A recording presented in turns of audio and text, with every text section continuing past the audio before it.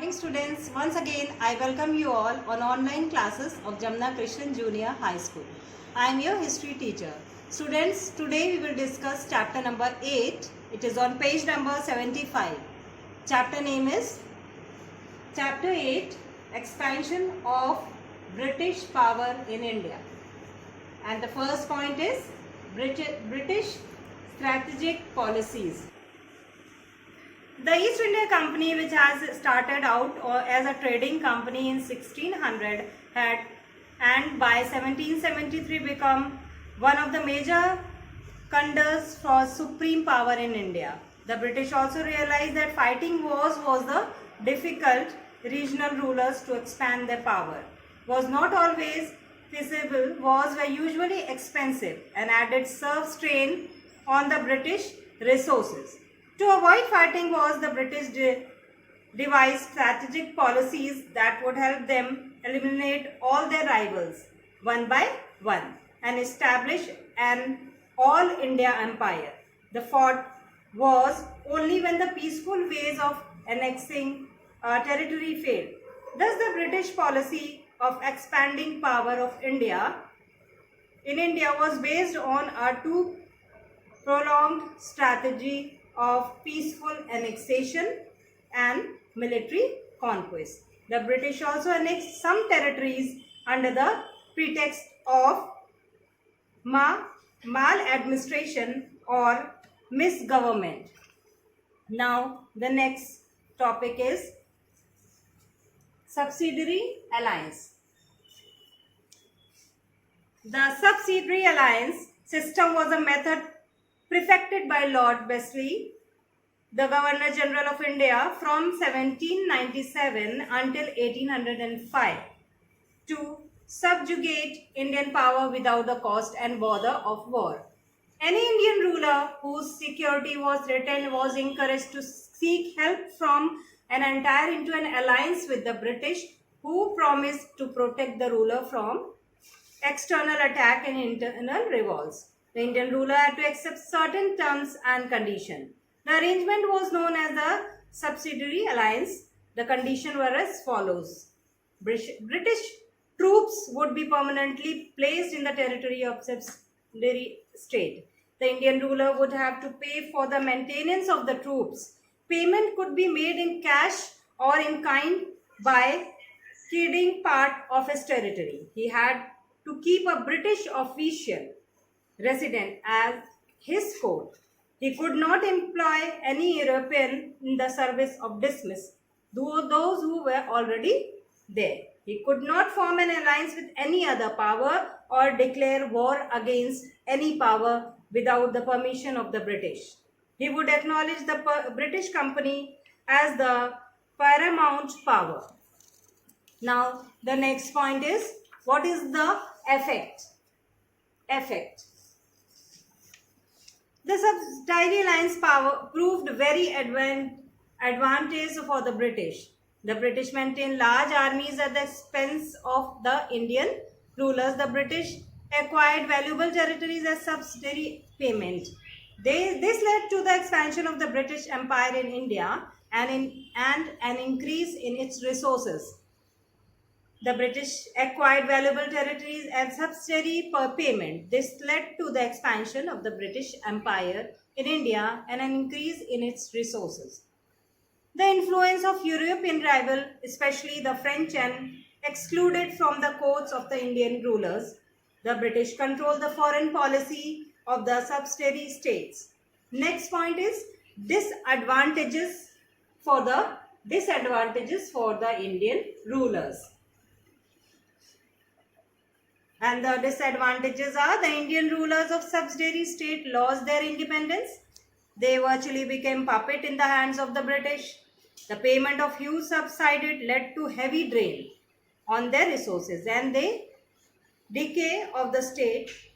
The administration collapsed. When the administration collapsed, the British used it as an excuse for annexing the kingdom on grounds. The Indian ruler was fully protected by the British against external and internal enemies. They lost interest in the welfare of the people and neglected them as they were no longer afraid of revolt. The people suffered untold miseries under irresponsible and oppressive rulers. The Subterranean alliance added the British, the powerful kingdom of the Marathas. Next point is subjugation of the Marathas. The Third Battle of Panipat, it is on 1761, was a major turning point in the history of India. The defeat of the combined forces of the Mughals and the Marathas at the hand of the Afghan rulers. Ahmad Shah Abdali proved this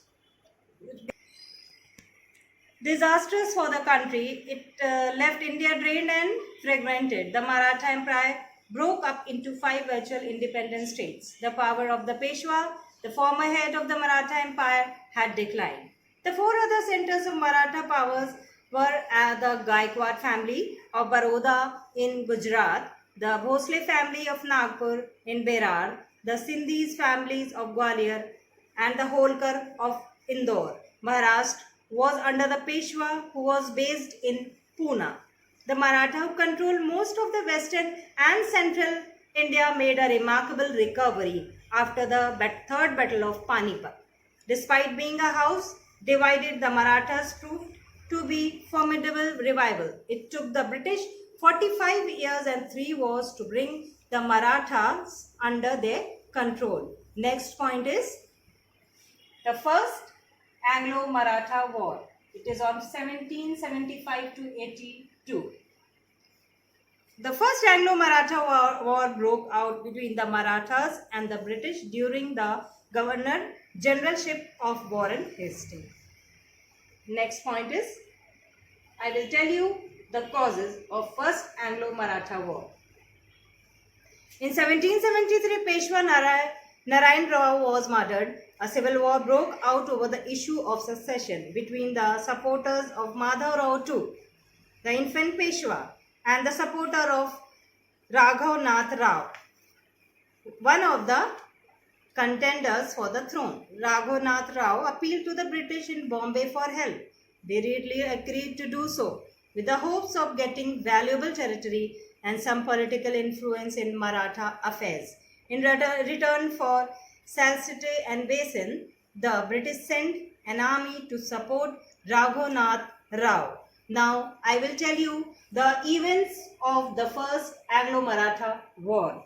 All the Maratha chiefs were united under the able leadership of Nana Fandis, the guardian and supporter of the infant Peshwa. They defeated the British army sent from Bombay. Warren Hastings sent an army for Bengal to recover the lost prestige and position of the British. The war dragged on for 7 years. Neither side was able to win a decisive victory. Meanwhile, the British became involved in the Second War with the Mysore and were facing problems, having to deal with 2 strong rivals at the same time. Now, I will tell you the result of the First Anglo-Maratha War. The Maratha War was brought to an end. The Treaty of Salbai in 1782. The British acknowledged Madhav Rao II as the Peshwa and were allowed to retain. Raghunath Rao was pensioned off. The First Maratha War brought little material rewards for British, but it established the domains of British influence and control in Indian politics. The Treaty of Salbai is an important landmark in the history of India. It gave the British 20 years of peace with the Marathas, a period utilized by the companies to strengthen its position in Bengal. Now, the second Anglo-Maratha War, 1803 to 105. I will tell you the causes of the Second Anglo-Maratha War. Peshwa Madhav Rao II died in 1796 and was succeeded by Peshwa Baji Rao II, a weak, intensive ruler. With the death of Nana Fandis, the great statesman pillar of Maratha unity, the Maratha chiefs were consumed by conflicting ambition and mutual rivalries. This war was dangerous development because the British has revived their policies of aggressive imperialism. The lack of unity among the Maratha chiefs and the power struggle between them proved to be their undoing. Blind to real danger of rapidly advancing foreigners, the Maratha chief frittered away their energies in a fierce struggle to control the Peshwa. In 1802, Peshwa Baji Rao II, supported by Scindia, was defeated by Holkar. Baji Rao II fled to Basin where signed the subsidiary territory as a price for British protection and support. Lord Wesley, the Governor General, assumed that all the other Maratha chiefs would automatically accept the terms and conditions. Since it had been signed by the Peshwa, the nominal head of the Maratha, he was wrong. The Maratha would not give without a struggle. Now I will tell you the events of the Second Anglo-Maratha War. Scindia and Bhosle declared war against the British in 1803. The combined forces of Scindia and Bhosle were defeated. Next point is, I will tell you the result of the Second Anglo-Maratha War. Both their families had to accept the subsidiary alliance, surrender large tract of valuable territory and acknowledge the British as their overlords. British troops and residents were posted in their territories. Holkar took up army against the British while the war was still on. Wesley was recalled from India because the government in England was unhappy.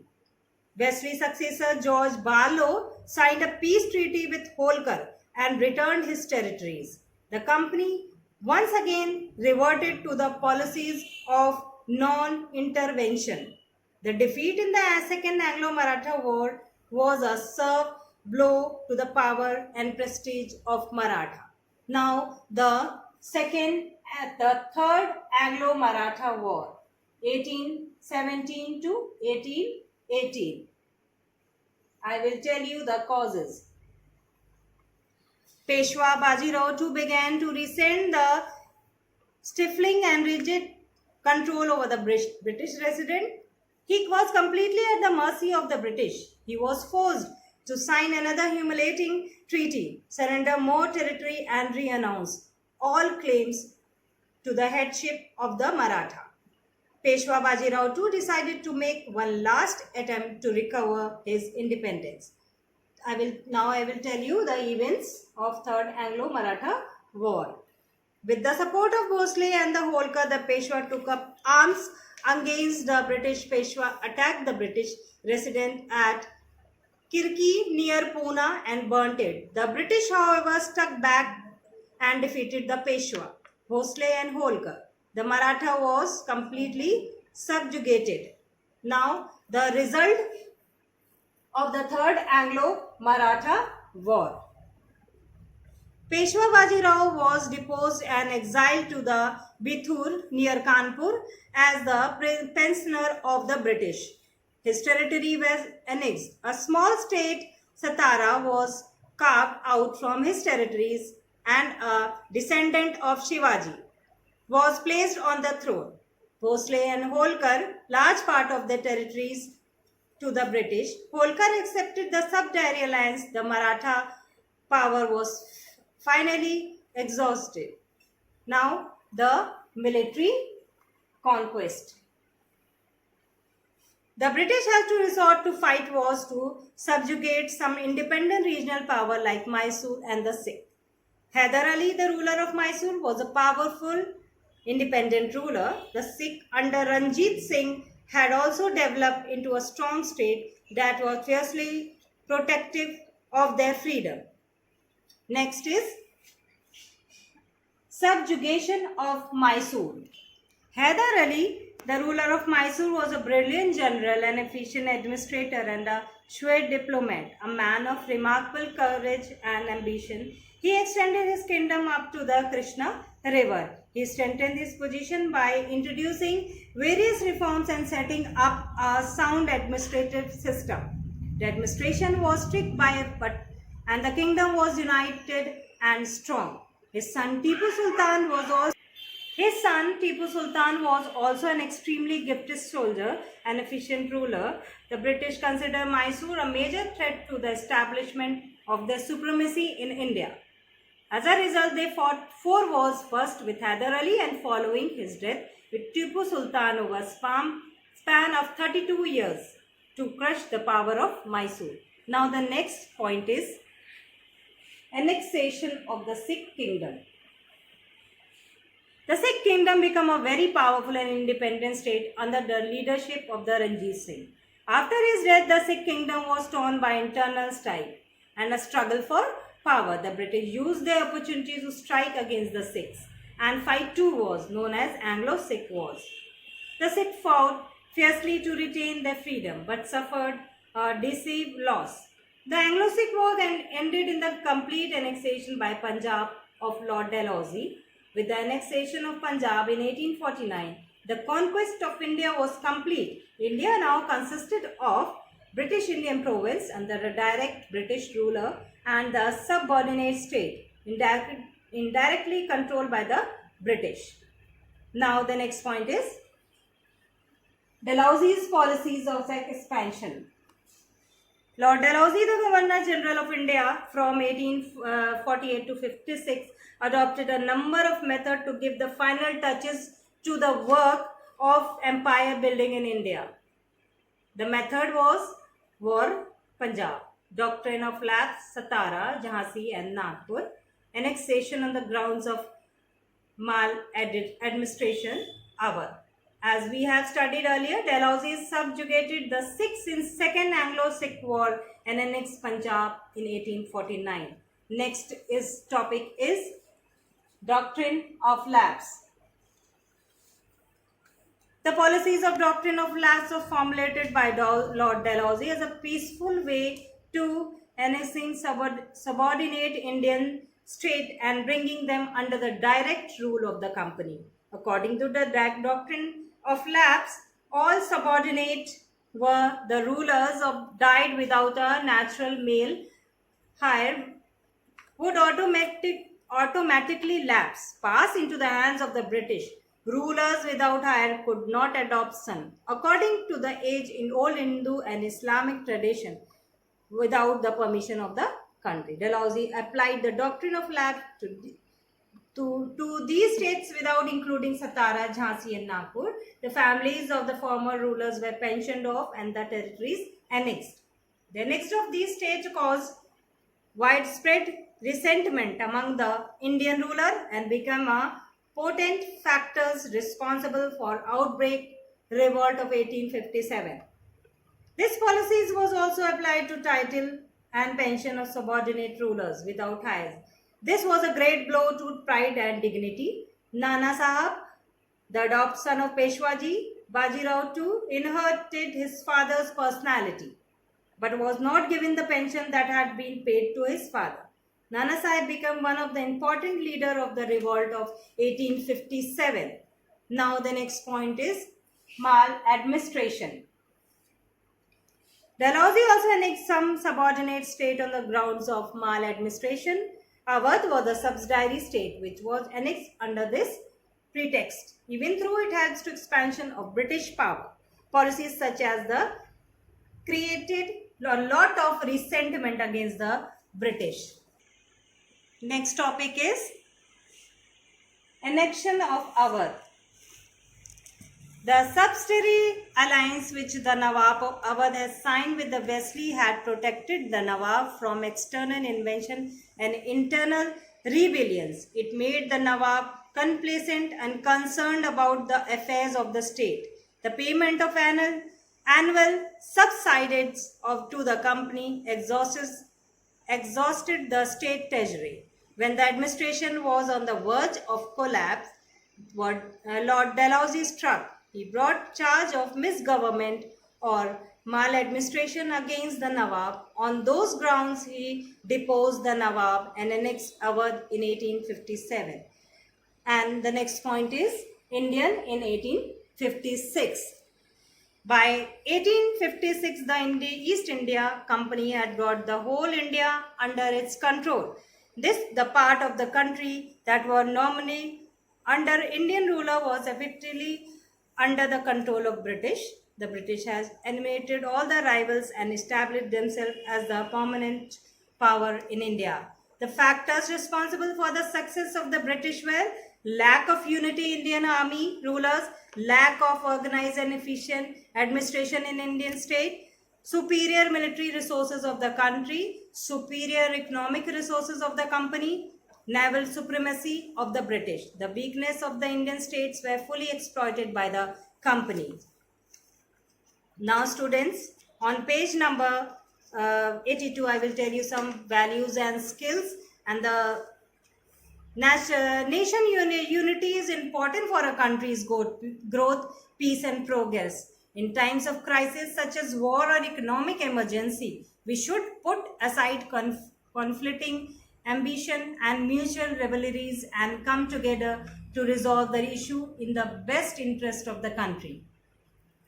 Now students, on page number 83, write down important words in your copy and match the column in your copy. You have to make one civics register also. Thank you. Have a nice day.